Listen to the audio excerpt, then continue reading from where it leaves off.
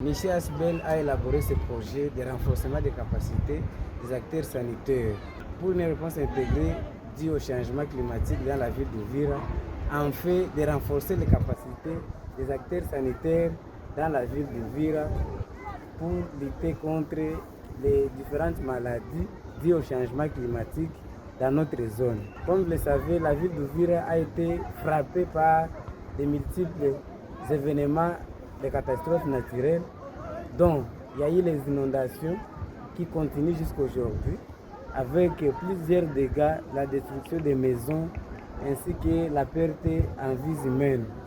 Comme vous le voyez ici, cette maison était habitée dans les années passées, mais la maison a été détruite et plusieurs autres qui se trouvent dans les quartiers environnants. Ça a été détruite par les inondations de la rivière qui se trouve à côté de nous, ainsi que le lac Tanganyika qui est en face de nous, quelque part ici. Voilà, dans toutes les maisons, il y a eu des eaux stagnantes.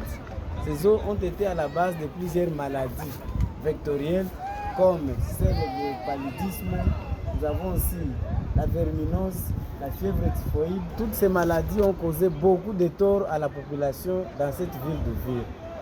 Et à part ça, il y a eu aussi les changements, l'impact des changements climatiques qui a été causé par la destruction de la faune ainsi que la biodiversité et même les arbres qui ont été déboisés sur les collines surplombant la ville d'Uvira. Tout cela a eu un impact négatif sur les changements climatiques et sur la santé de la population d'Uvira.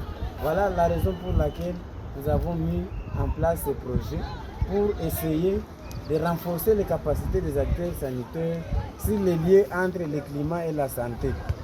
Et nous aurons aussi à élaborer une stratégie d'alerte épidémiologique ainsi que d'autres alertes pour essayer de mettre la population au courant des différentes maladies auxquelles ils font face liées à ces différentes catastrophes qui ont été observées dans cette ville d'Uvira. Voilà l'objectif de notre projet, c'est le renforcement des capacités des acteurs sanitaires sur les liens entre le climat ainsi que la santé.